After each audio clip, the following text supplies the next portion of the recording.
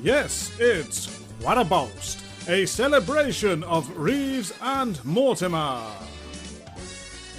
Please welcome your hosts for this podcast, MJ Price and Paula Wiseman.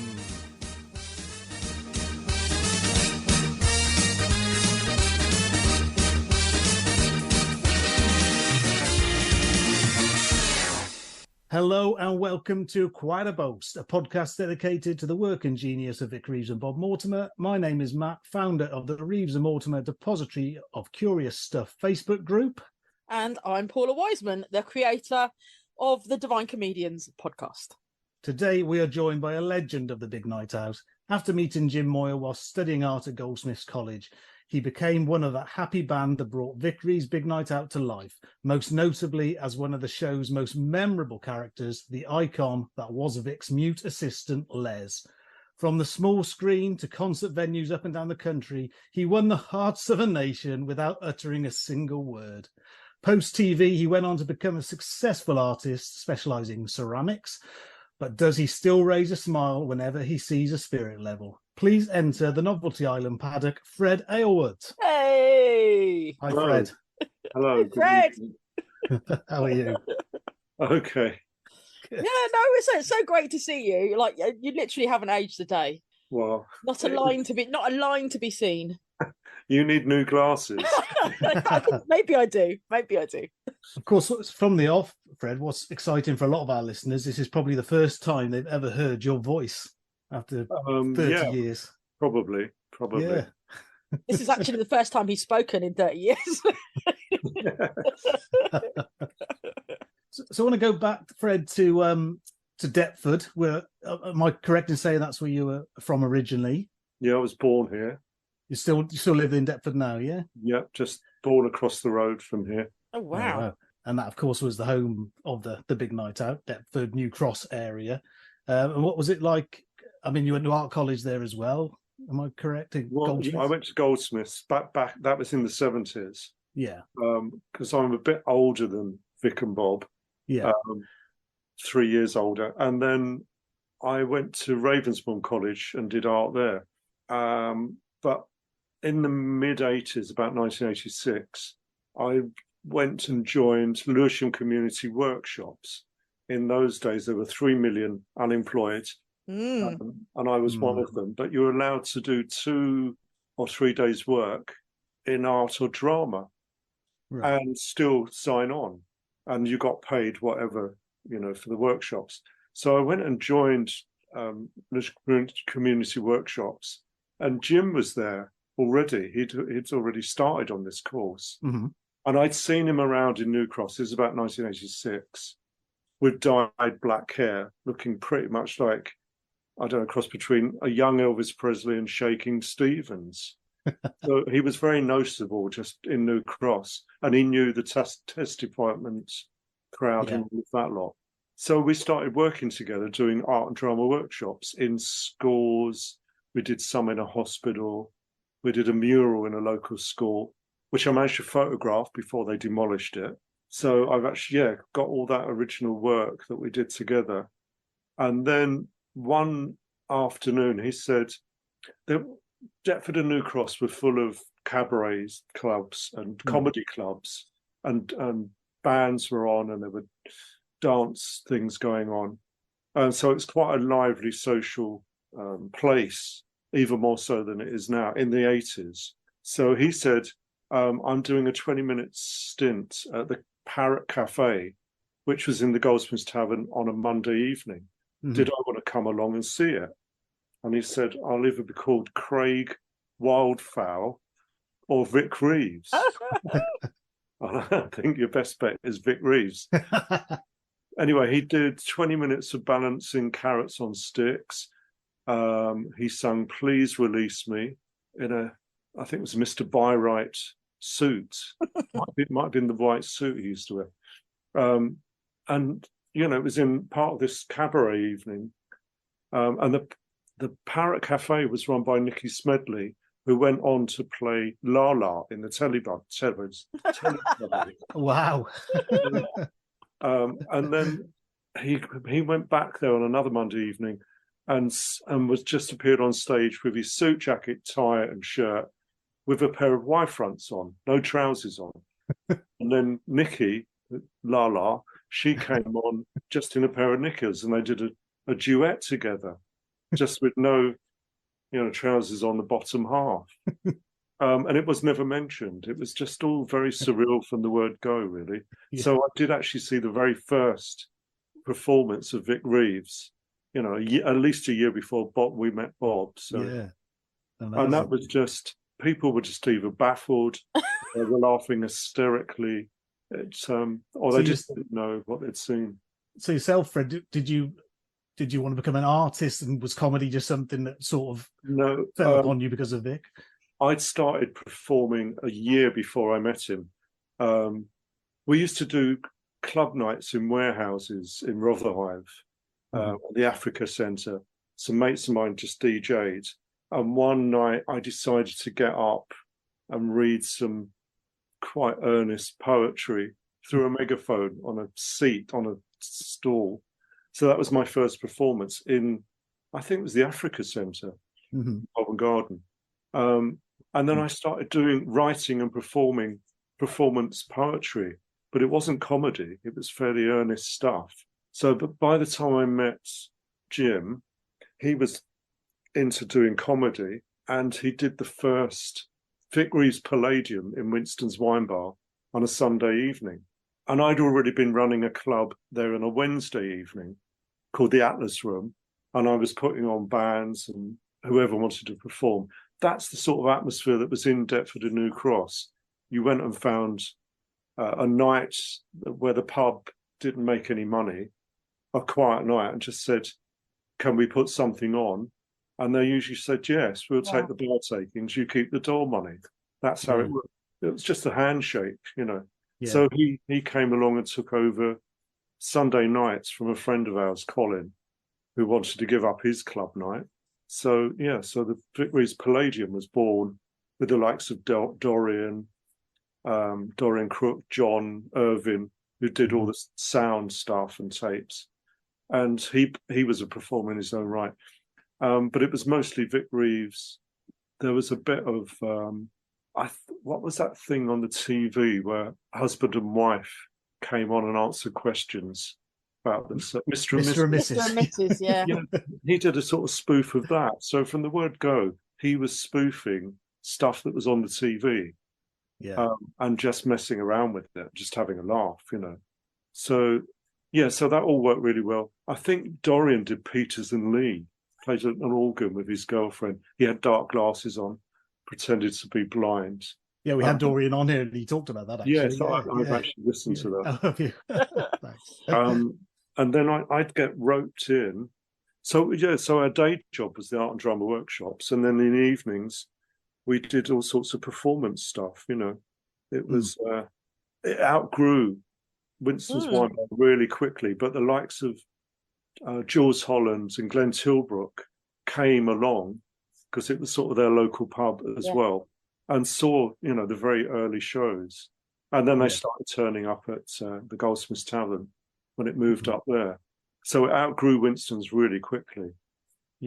Went to the Goldsmiths Tavern. I think it was a Thursday.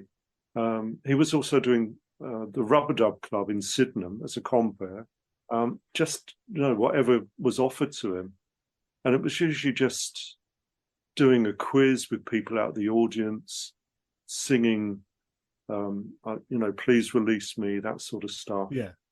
Cheesy, easy listening, I suppose. So what was your role when you started performing? Were you kind of given a role? Did you kind of make? No, because he allowed, when it got to the Goldsmiths Tavern, he allowed other people to come on and do whatever they wanted, really.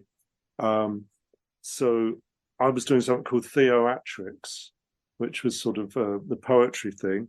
I did a thing called The Hippie and the Skinhead. I actually turned from a hippie into a skinhead with a strobe light. I mean, it was just bonkers. It really was. Me and my friend Jerome did Panstick Galactica. I'm getting confused. I did something called Panstick Galactica with John Irvin's brother, Right. who was called Mutton Jeff. So the pair of us would go on and we'd mime to Moon Age Daydream, I think it was. I mean, it's just, I can barely remember it. And then he got offered the Harp Club, which is above the venue in New Cross, one Saturday night. And he asked me and Jerome to do some naked headbanging. We had guitars sort of strategically placed, but were completely naked with long wigs on. And we were called Planet Head. So there we were. And that was an act that was put on. So he introduced all these bizarre acts as if he was a TV presenter. It was just, Vic Reeves presenting all these bizarre things that anyone was up for. He'd either give you the idea, he gave us the idea for Planet Head, or I would go along and say, can I do this? And he'd usually say, yeah. There's obviously a like-mindedness, though, between this collective. Yeah, what's going on? There was a guy called Paul Kennedy who was in a band called Salad. Mm-hmm. Oh, yeah. He came on and did quite surreal poetry. He wrote that himself. Mm-hmm. So that was his contribution. Would Jack Dent been with you at that time as well? No, that was a bit later, really. Mm-hmm. Jack Dent wasn't actually in London at that point. Jim shared a flat with John Irvine on the Crossfields estate, so they had a council flat between them. Mm-hmm. I mean, Crossfields estate was a hard-to-let estate. Nobody wanted to live there, so they offered them to students and anybody who wanted a hard-to-let flat. And our local pub was called the Oxford Arms, so it was in between his house and mine. So we'd meet there and talk about what was going to be going in the show, just in the pub. He'd be writing stuff down, or, we'd all sort of contribute things. Not me so much. It was mainly him and John that came up with the stuff. I don't know if you've met John Irvine or... We've not had John on yet. He's on our list. They did Tappy Lappy together with the long shoes on. Yeah. Dressed with Brian Ferry masks. So that was Tappy Lappy. That was him and John, I think, doing that. But John did all the sound. He was the sound guy from the word go all the way through. And then we got offered some shows at the Albany in Deptford. That was a series of Sundays. So we did every Sunday. It was a month of Sundays, and still carried on doing Thursday nights every week. Wow. And Malcolm Hardy's Tunnel Club, that was offered as well. And the Rubber Dub Club he compared at.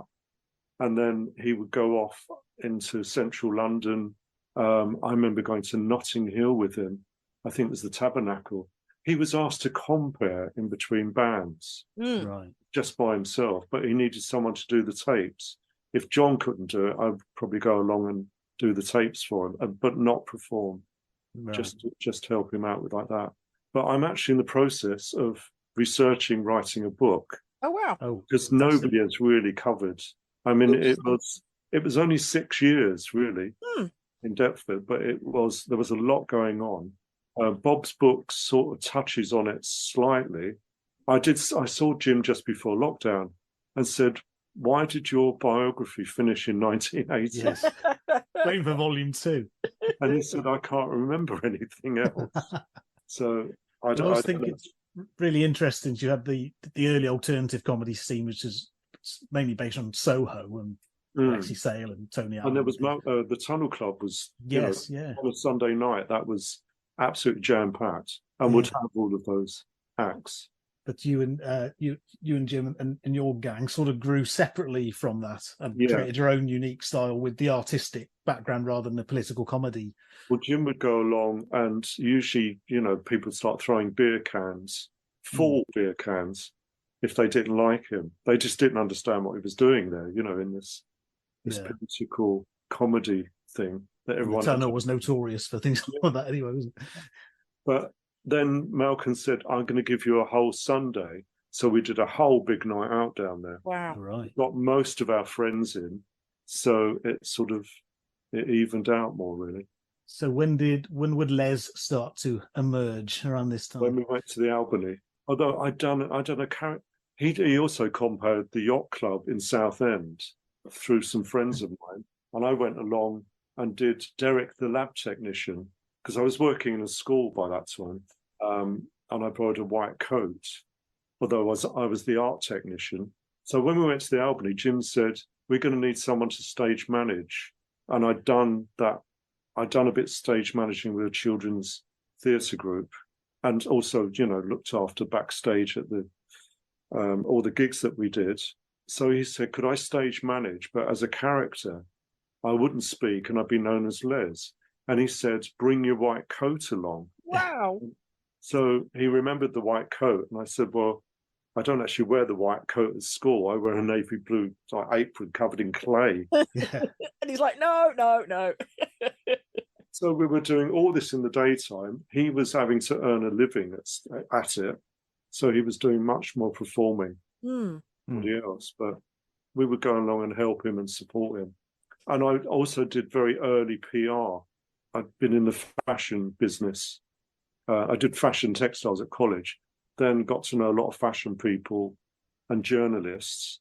So my friend Joe was art editor on Girl About Town, I think.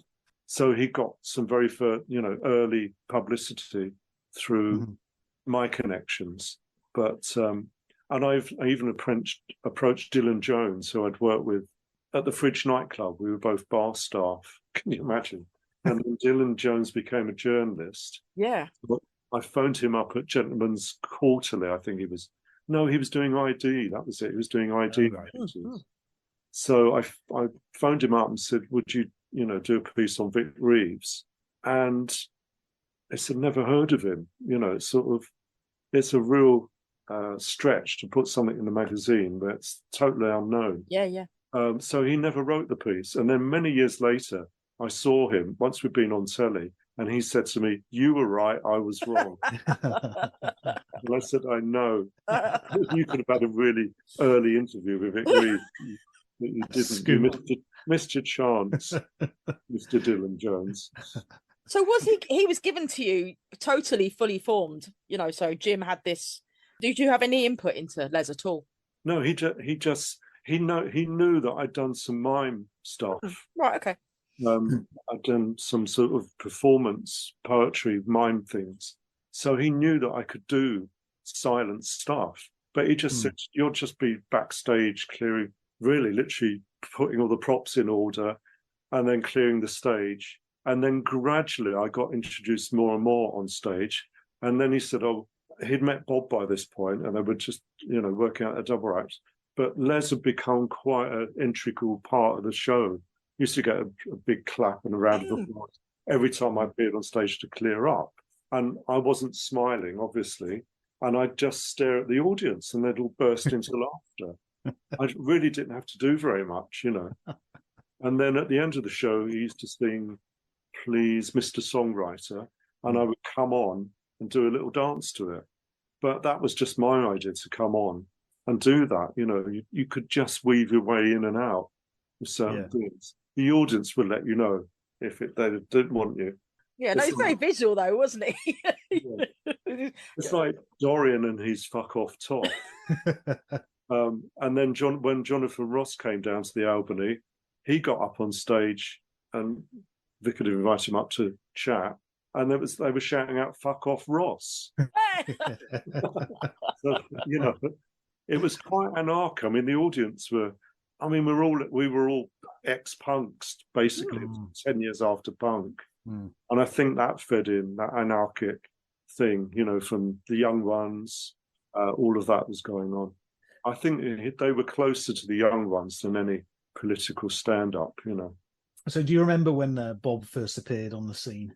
Yeah, I remember there was this guy called Alan King. Dr. King introduced him. Dr. King used to do Dr. King and his Flying Rabbits as a novelty act. And they were literally stuffed rabbits on a piece of string swirled around his head.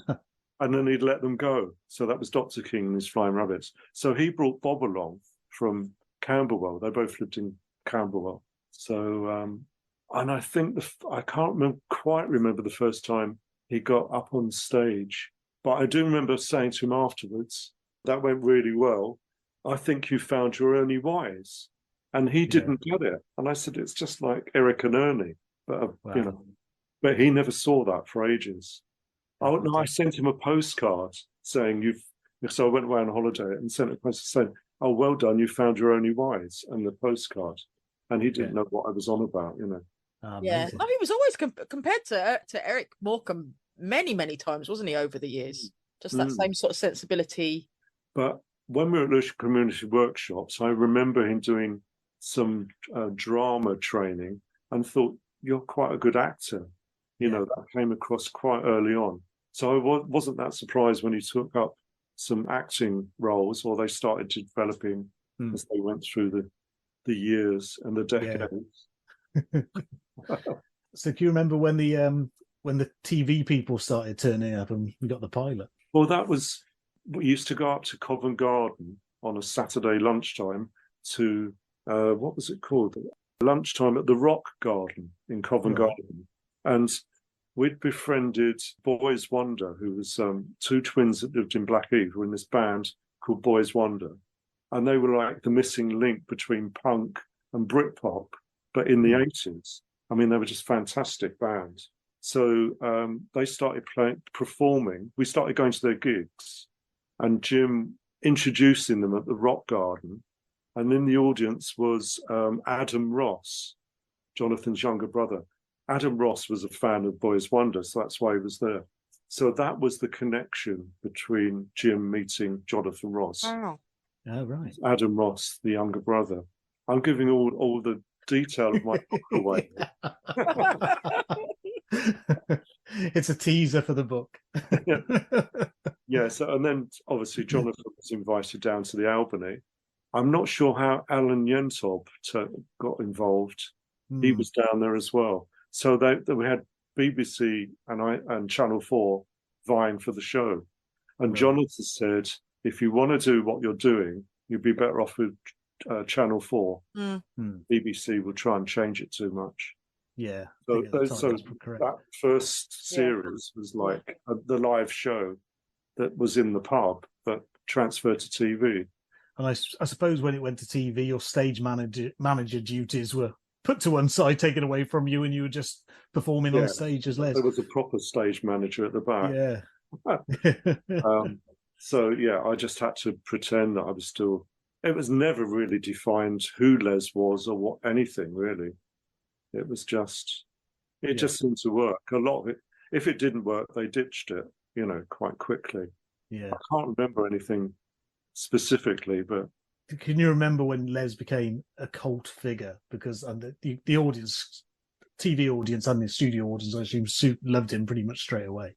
It was, well, I had friends who came to see the show at the Goldsmiths Tavern, and I still see them to this day, and they were fans from the word go, so we had people there. Then when it went to TV, we took our audience from Deptford, they would get the tickets for the TV show. So we had a built-in receptive audience. We didn't have to win them over.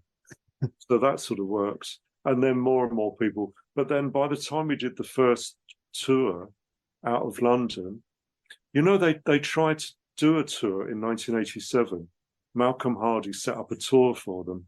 Yeah. So they did Bracknell Arts Centre. Where else did they go? Windsor. I can't remember. It was all West London.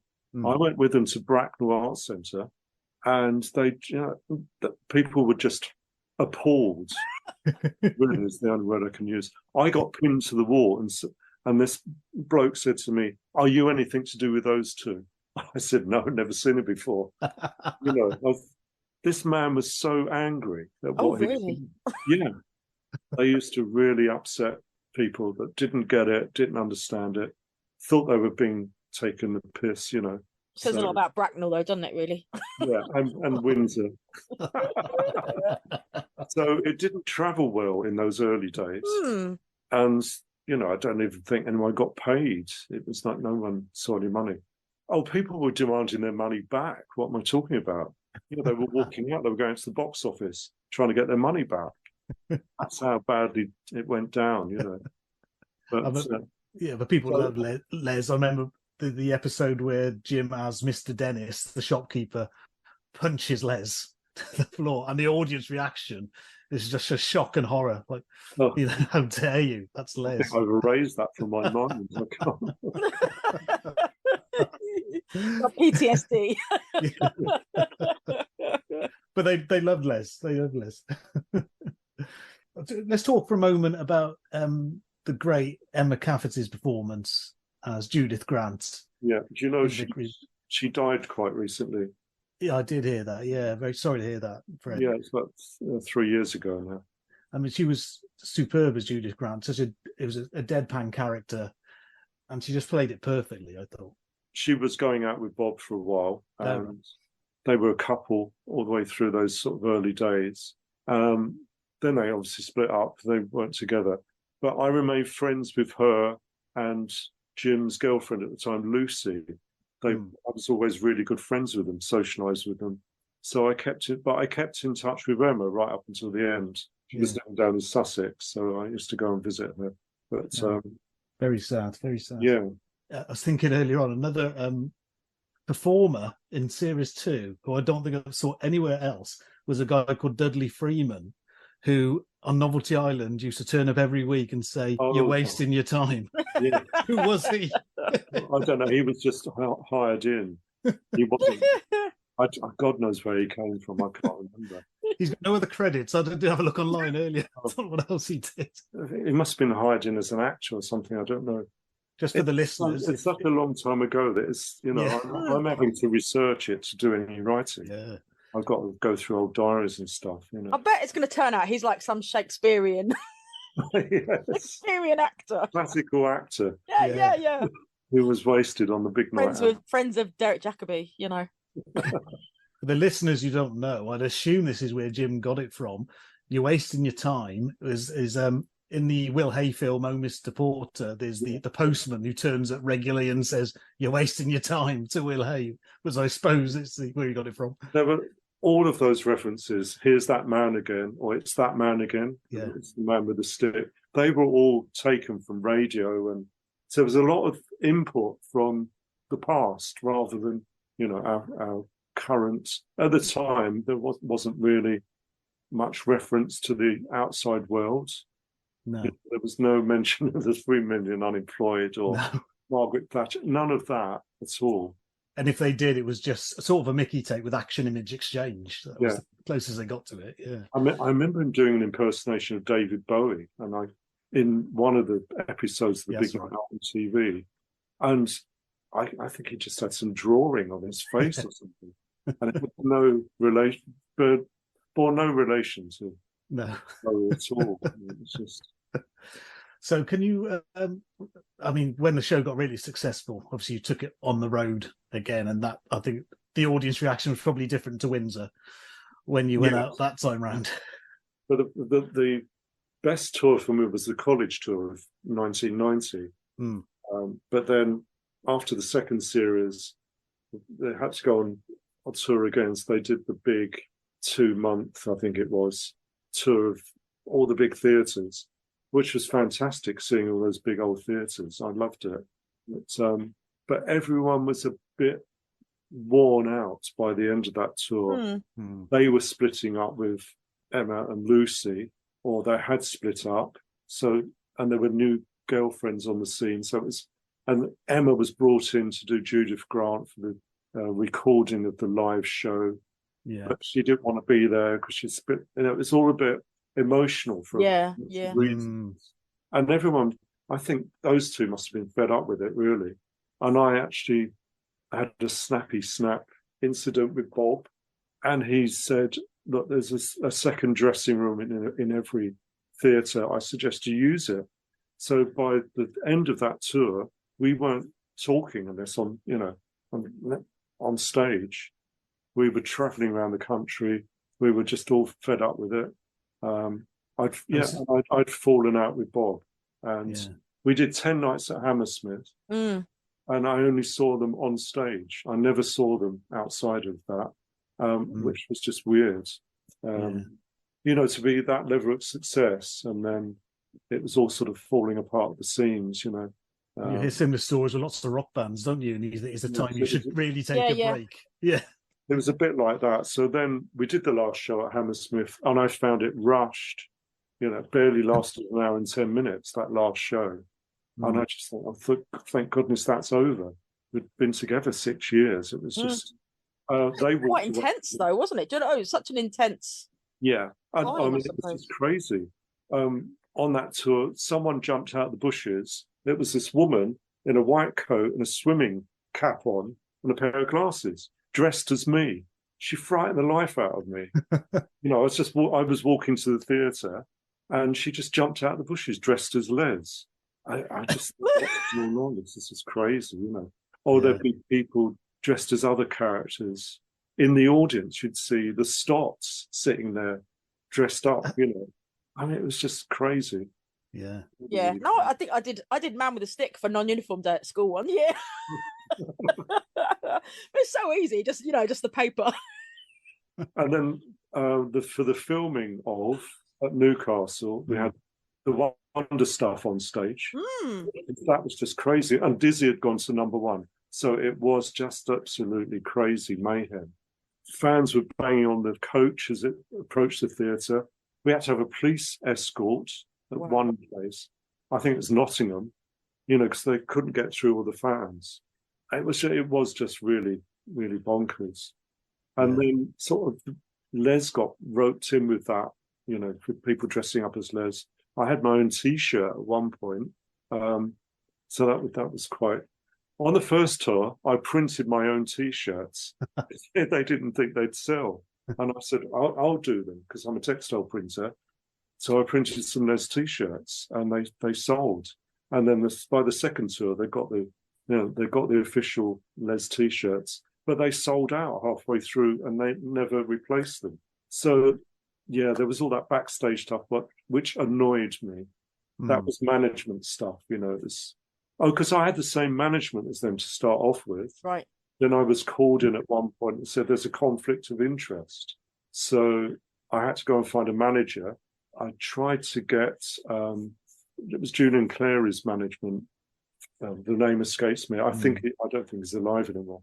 Anyway, so I tried to get him, and they didn't want to touch me. They said, no, we don't want to be managing you on You're With the Big Night Out. So I ended up with Jules Holland's management, which was rock and roll management.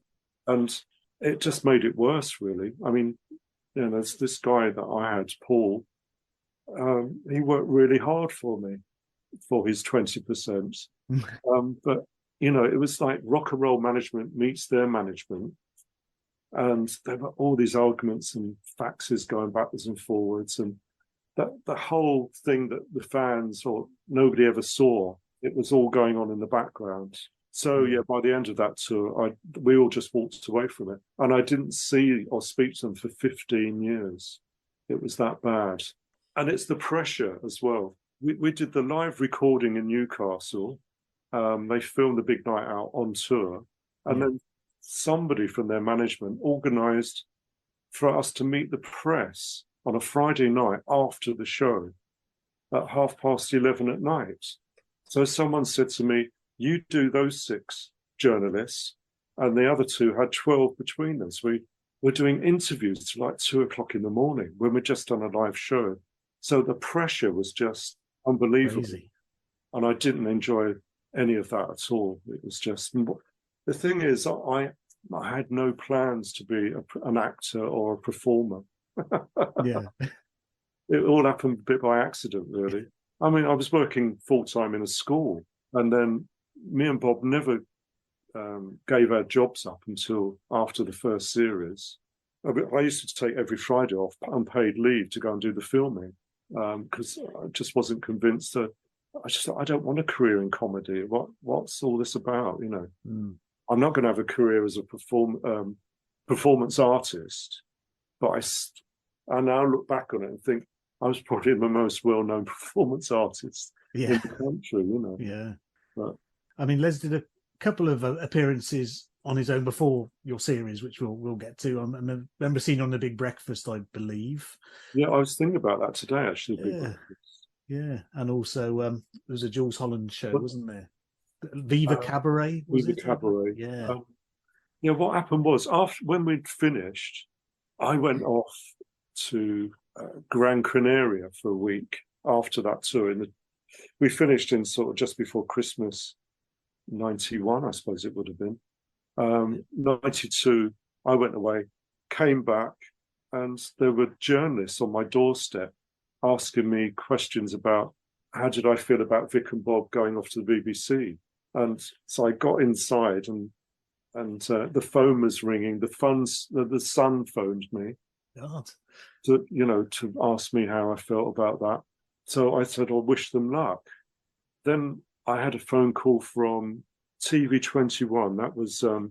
That was the other Jonathan Ross' other brother, Miles Ross, and Graham K. Smith.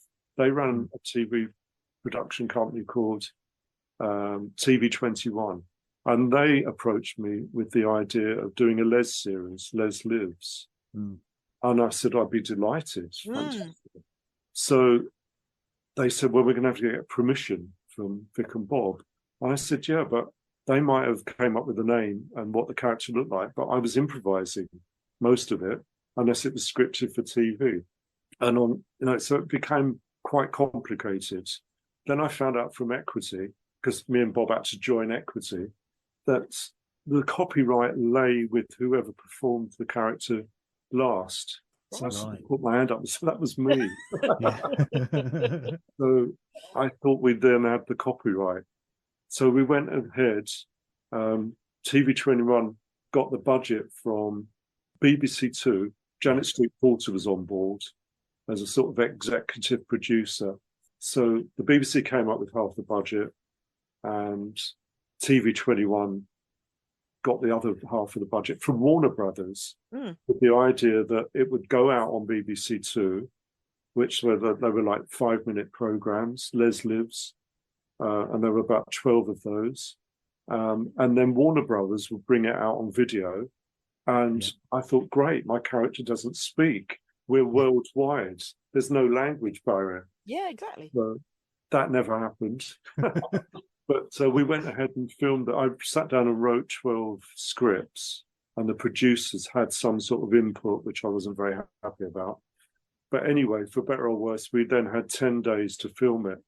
5 days in the studio, Bagley's warehouse, which I think used to be up by King's Cross, big warehouse up there. That all the sets were built in there. And then we did all the locations locally here in Broccoli. Just up the road in hilly fields and any outdoor places that we needed. I chose locally because it would be easier to because it was such an early start. Let's start filming at like 8 or 9 in the morning. I'd have to be up at 7. Oh, wow. I didn't want to drive into central London, so they got a driver for me. So we did all the outside stuff. I was annoyed because they never came out on what those old-fashioned things called cassette. VHS. Never came out on VHS. But they did get shown on Def 2. That was Janet Street Porter.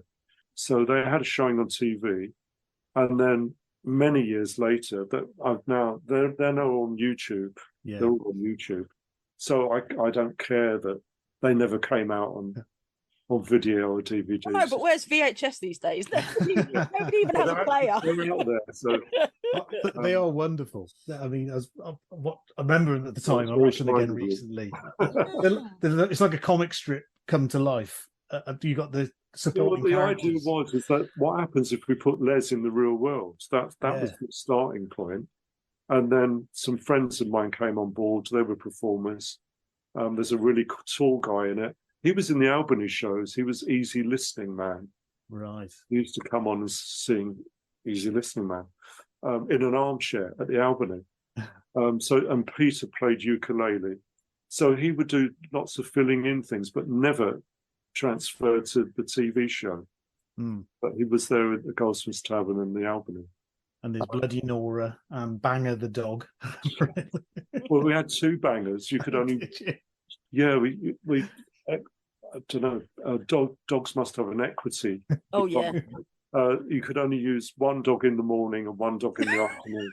And a stunt one. Yeah. You couldn't use them all day. It was too much for them.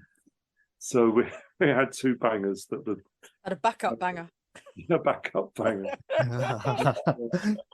Yeah, so Peter was in that, and then Karen Beanie was a friend of mine. She played Bloody Nora.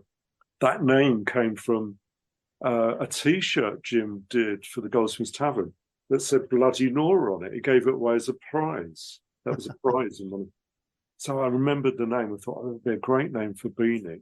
So, yes, so for better or worse, we made all those little shows.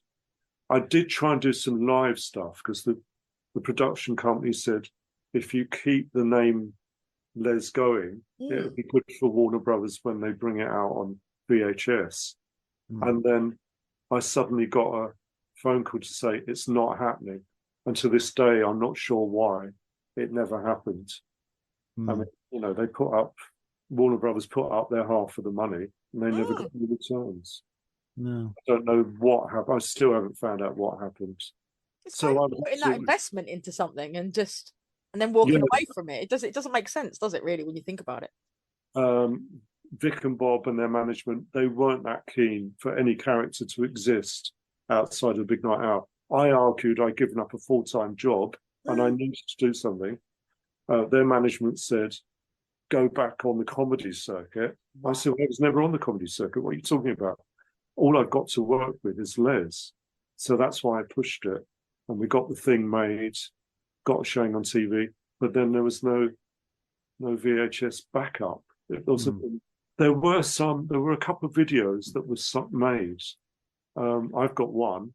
One was sent to the NME, and it got a really bad review. They just slated it. They hated it. So I sent a thank you card to the reviewer. I said, thank you for all your encouragement. Exactly. Gone the same way as VHS.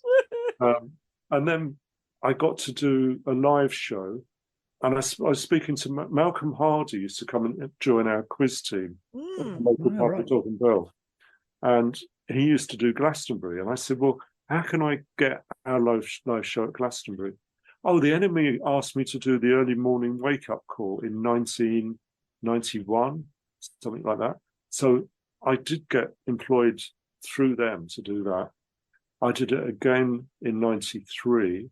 And then by 95, I just thought I got nothing to lose. So Malcolm said, all you have to do is phone up Arabella Churchill. She runs the cabaret comedy field. So I phoned her up and she's just said, how long and how much? I said, well, we do an hour as a live show. She said, how many performers? So off the top of my head, I said, there's six. There's six of us. And I had no idea who these people were going to be. I just said six. And she said, oh, they can all have a guest each. So I got 12 people into Glastonbury and I got paid. They got fed and watered. And I said, all you have to commit to is an hour per day of doing this walkabout called Les Live, which is actually that's on YouTube. Les Goes to Glastonbury. That was a little film my friend made. So that's on there. And it's had thousands of people have watched it. I'm just amazed. But some of the Les Lives episodes, they were individually on the internet. And Les Gets a Haircut suddenly got thousands of hits. And some lesbian friends of mine said, it's because lesbians like to watch other lesbians having haircuts. They said that's the only reason that got so many hits. Les Gets a Haircut. That's bizarre. Must have been bitterly disappointed. What's this? Where's the lesbians? I know. But if it gets you new fans, then that's fine. Never worked out why that had more hits than anyone else, but that's the reason. Les, he's so beloved, do you know what I mean, by the fans. You know, it's to this day. So I mean, looking back, I couldn't care less now because it's out there on the internet. So I was very upset at the time it didn't come out.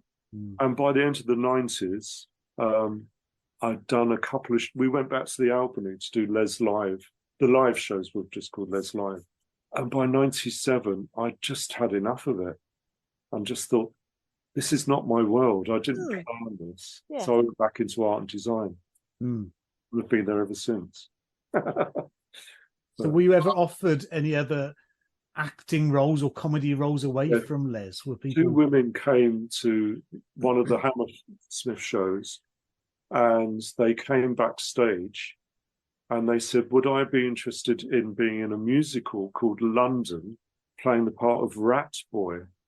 And you've just seen me do Les. So how are you offering me a part in a musical? Yeah. How does this work? I never heard from them again. You found out. I've never heard of London again. The That could have been a whole new path for you, Rat Boy. Fred, you know? No idea what it was. But one of the highlights for me was I got asked, do you remember, you probably don't, Today newspaper, which folded in yes. the 90s. I got asked to do a small ad for Today newspapers. So they went through my manager and he set it all up, got paid loads of money for one day's work. I got a chauffeur-driven car to Pinewoods. So I was in the home of all the Carry On films and everything I'd grown up on. I just thought, I can't believe I'm here in Pinewood by myself, dressing up as Les. And we did this 5-minute ad for Today newspaper, and it folded about 3 weeks later. So I wasn't really. It was shown on TV. I do remember seeing it very briefly. It's like a 30-second ad. I can't even remember what I was doing, but it must be out there somewhere. It's probably recorded somewhere, isn't it? Yeah. I'll do some investigating into that one.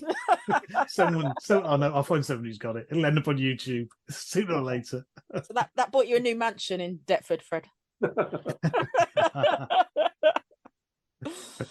mean, you must have seen so many. Like Deptford must have changed so much. Since. Oh God, I was there a few months ago. I've got a friend who lives in New Cross. I'd never managed to get that far far afield. Well, I mean, I went to primary school here and secondary school. Went to Goldsmiths up the road to do foundation. So my whole early life was based around here. But I had a life before the big night out, which will go in the book as well, which is nothing to do with performing, really. It's just all the extraordinary things that used to go on around here in the 70s, 60s and 70s. Yeah, there's still a lot. So much going on in Deptford. I was surprised by how vibrant. I mean, maybe it's not the right word to use. Never used to be.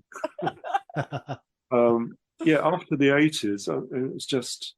I suppose there was all the young British artists at Goldsmiths, Damien Hirst, all of that lot. Yeah. So, but the weird thing is that Damien Hirst claims to have seen a big night out at the Goldsmiths Tavern. And one day I brought in a pair of tiny animal lungs in formaldehyde. And Jim had them on stage as Les's tiny lungs. And they were exhibited and passed around the audience. And I was standing there dressed as Les, and just, they're my lungs. And then I thought, did Damon just get the idea for putting things in formaldehyde after seeing my tiny little lungs in this glass case? We'll never know unless I meet. Take that credit, Fred. He's never going to admit to it. That's gave me the idea for my career. From Les's lungs. Tiny little lungs. Worst things to be known for, isn't there, in fairness? So when was the last time you performed as Les, Fred? Well, me and Jim we were at Jules Holland's wedding back in 2006, 2007.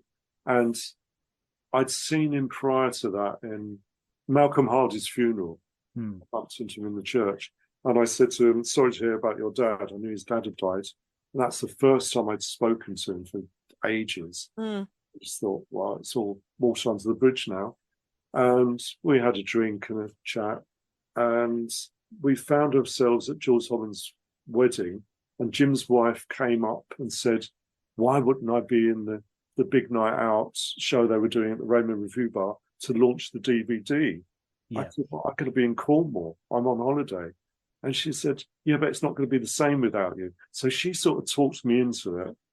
So I sort of put back my holiday and I said, yes, I'll turn up for this 15-minute show to launch the DVD, which we did. I mean, I remember doing the little dances, Les, they did Spirit Lessons and Choice, all the favourites. And the audience, from what I could see, were all journalists, but they went absolutely bonkers for it, Yeah. There must have been some fans there as well.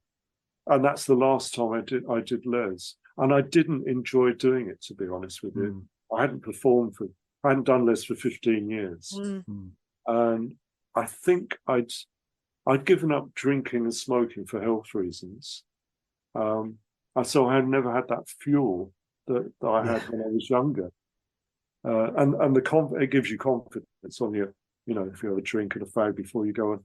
But and I thought, I'm just so out of the loop. I'm not a performer, not an actual performer. I just didn't enjoy it, and so one last hurrah. I did see him just before they did Vic and Bob's Big Night Out for the BBC, which was that this side of COVID. I can't remember. No, before COVID. Was it before COVID? Yeah. So I saw him. I can't remember where I bumped into. Oh, he was doing a book signing in probably Waterstones or somewhere like that. So that's when his memoir, I can't even say it, came out. So I sat at the back while he read some passages from it, and then I went down and he said, "Fred," and we said hello, and I helped him sign some of his books. Oh, so great. he wrote Vic Reeves, and I wrote Les with a kiss. So that the fans buying the book were absolutely thrilled at that. It's a collector's item. And then he'd been banned from driving, so we sat in a bar. I was still drinking. I think I was still drinking then. And we had a drink together, and he said, I got to wait for the driver to turn up to drive me back to Kent. I said, well, how long is that going to? Can't you get a train? Like anybody else. So while he was waiting for his driver, which was an hour, we had a good old chat and cleared the air, and it was good. Oh, good. The last time I saw him was just before lockdown. He had a private view in Mayfair, and I gate crashed that as well. That's the last time I saw him, and Bob I haven't seen since the launch of the DVD 2006 or whatever it was. Is so where is the white lab coat now, Fred? It's in a museum. Should be.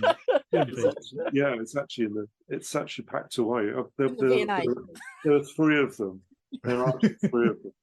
Because when I was on tour, one had to be washed. It used to get filthy every night. Can imagine. So that went. That used to get dry cleans, and I just stick it in the sink and wash it. So there are three of them in the wardrobe somewhere, packed away. eBay. I never thought of that, but it's just a white coat, lab coat. To you, Fred, it's just a white lab coat, but I still got the pens. I tried to get an advert with Bic. We wrote to them and said, "Would you like your pens?" And they wrote back and said, "Thank you very much, but they're universal. We don't have to advertise." Oh no! So it turned me down.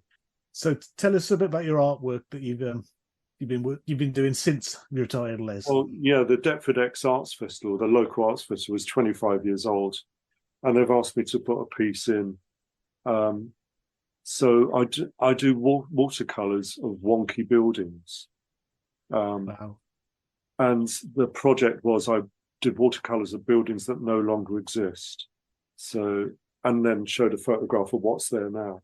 So like Deptford Odeon, which is fantastic Art Deco, I did a watercolor of that and showed the photograph which is there now, which is sort of, that was the project for that particular thing. No, but as I said, Deptford, I was surprised. Most of my family are from Croydon. Oh, I was there last weekend. Oh, Croydon's changed. Yeah. From what I remember of it in the 80s, we used to go up and visit all the relatives there and my aunties and all that kind of stuff. And it's, you look at it now and it's like a totally different. It's very different. Place. I went to Berlin last weekend for 4 days. My brother's in a band, so we went to see him. But we flew from Gatwick, so we were driving through Croydon at 4 a.m. in the dark. Oh my God! And we arrived last Friday at 9 o'clock in the morning. So we had a whole day in front of us. So that was the reason for going so early. Yeah. It was so hot out there, I can't tell you. Oh, really? Yeah, really, it was like 40 degrees. It was just unbelievable. But we managed to get an Airbnb on the 5th floor. So there were 10 flights of stairs and no lift. But the flat had air conditioning, and I only had to walk up the stairs once a day. But yeah, so we had a good time out of. Yeah, like I stayed with my friend in New Cross a while back, and I wanted to make a pilgrimage to the goldsmiths, you know, and obviously it's not there anymore. It was just Well, no, I was in there in the summer, so I go to the degree shows at Goldsmiths, and then we ended up in Goldsmiths Tavern. But it's changed beyond recognition. Yeah. I was quite sad that I'd, you know. And on my Facebook page is a photograph of Winston's wine bar, just after it closed down as Winston's and opened as Blush's cocktail bar. So that's my Facebook page photo, because that's where we all started. You know, that's demolished now, isn't it? Yeah, Red, yeah, gone completely. Yeah. Dog and Bell, which was another local pub, that's changed out of recognition. I mean, you know, things evolve in time. They demolish everything these days. They want to replace everything. You know, it's you go looking for something and it's gone. It's called progress, apparently, Paula. No, I don't like progress. I'm very much in the past. I just want things to stay as they are. When I'm looking back now with you, it's 30 years ago. Yeah. But I do have very fond memories of it. You know, a lot of the time we were just laughing hysterically. By the end, I was in tears. But you know, we've survived it, and I made my peace with them, said hello. Yeah. And then you know, they both got ill. You know, it's Bob's had his health problems. Jim's deaf, I think, in one ear. Yeah. And has some sort of benign brain tumor. You know, I developed gout and diabetes, just for the record. That's why I gave up smoking and drinking, to be honest, for health reasons. And I never thought I'd be a non-smoker drinker. And also, by the end of the 90s, I got into great difficulties with drugs, to be honest. So, cannabis mostly. And alcohol, and the two just kept me going for decades until you know that was it. I just I had to stop. It was just killing me, and I went into therapy. Yeah, so I think I must, you know, my therapist probably committed suicide by the end of it. No, but you've come out. You're looking fantastic. You come out the other side. Yeah. You're looking fantastic, Fred. So it obviously works. You know, whatever you did worked. It did work, but because Lucy, I mean, I was before I met them, I was having sort of mental health problems, really, and it was just that's what you know. I fitted into their shows so well because of that, I think, but never really dealt with it in any way. But I've done that. But do you ever still get recognised in the street as Les? Yeah, last Friday when this guy said you were the art technician at school, he was probably about 40 or something. Yeah. So he would have been a teenager back then. And I said, "Oh, well spotted." And he said, "It's the bald head. It's a giveaway." So yeah, I don't wear white. Don't wear glasses. No pens. No pens. Don't walk around with the spirit level under your arm. Yeah, you didn't go into the building trade. But interesting enough, my dad was always the joker in the family. I mean, people say, "Oh, we loved your dad who used to make us laugh so much." So I felt like I was carrying on the sort of family tradition in a way. He was never a professional performer, but he'd get up in the local pub and sing. And I think, yeah, because my dad used to sing "Please Release Me." That was my mum's favourite record. So when Jim started singing it, it just sort of, I don't know, resonated with me. I think I probably saw Vic Reeves as a father figure at some point. That will come up in therapy. That's some more therapy there, I think, definitely.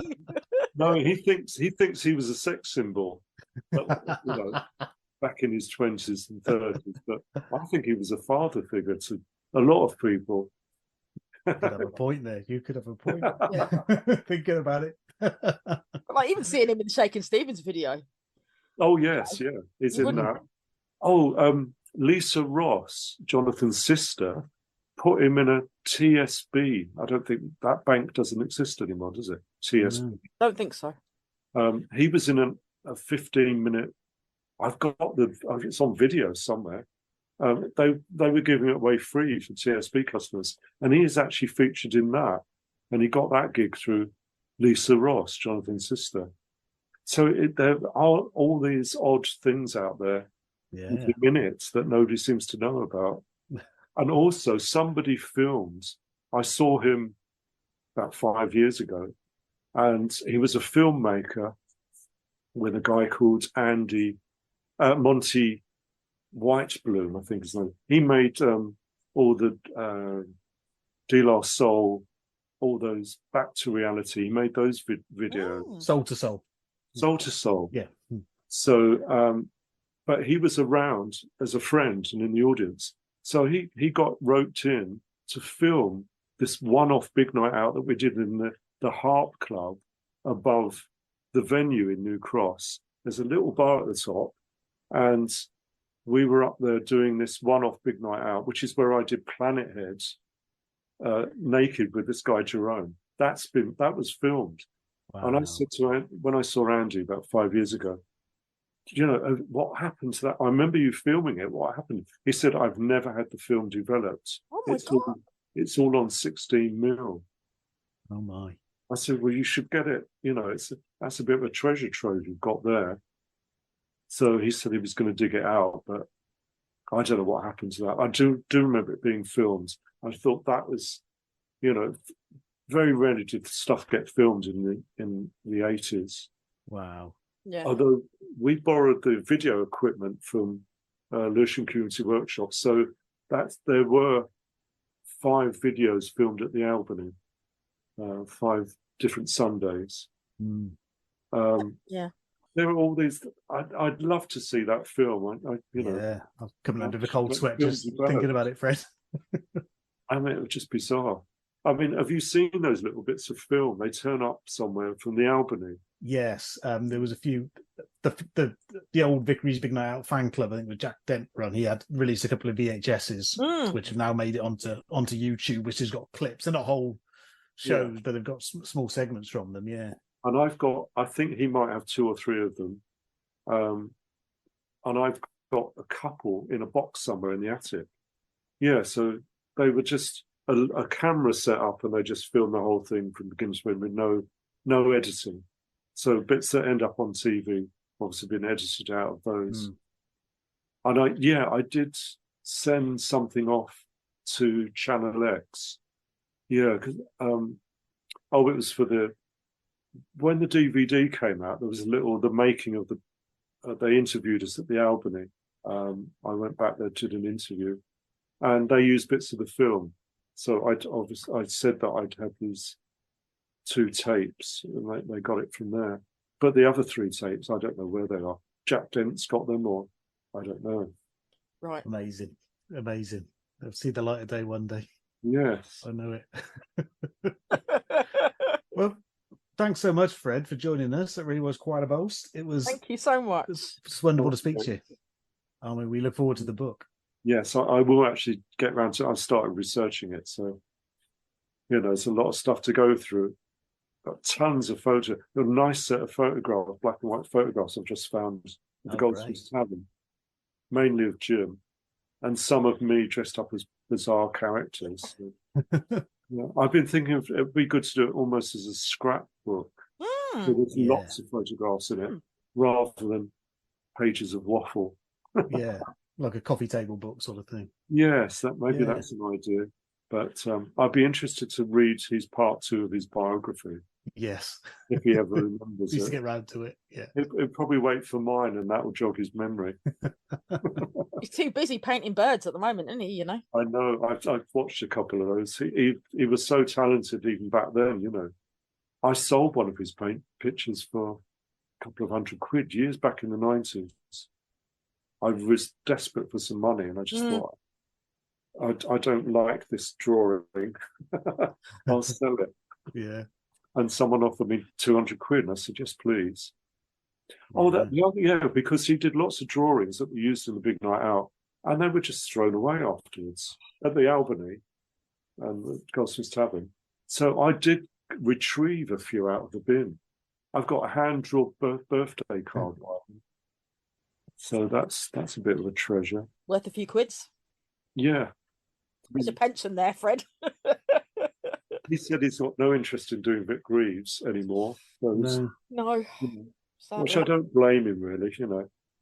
When you do the book, we won't use this in the podcast, but you want to make like an event of it and to get those videos digitized and get them on a screen or something at the same time. Someone said to me at the weekend, maybe you could relaunch your comedy career. I said, you're joking. It's the last thing I want to do. So I'm quite old. Leave the white coat at home when you do. Yeah, well, I'm 68 this year, so no. Yes, yeah. So I've retired. I'm got my old age pension and private pension. So living it up in Deptford. I've lost the train of thought. That's what happens at my age. It comes to us all, Fred. It really does. Yeah, but I will write that book before before I die or we have the end of the world, whatever happens. Yeah. No, do keep in touch. Yeah, and I thanks so much for that, any Fred. data about it. Oh, that's okay. I've enjoyed it. It's been great, you know. That's been fantastic. And maybe do something similar when the book comes out. Yeah, definitely. Thank you all for listening to this edition of Quite a Boast. Special thanks to Matt Lucas for permission to use the Peanuts music as our theme tune, and thanks to Ed Lewis for this edit.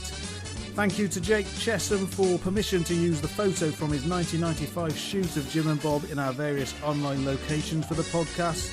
And of course, thank you very much to Jim Moyer and Bob Mortimer, without whom this podcast, well, it just wouldn't exist, would it? Remember to check out Paula's Divine Comedians podcast as well, and to join the Reeves Mortimer Depository of Curious Stuff Facebook group. And I think you'll agree that really was a lot of fun. Goodbye.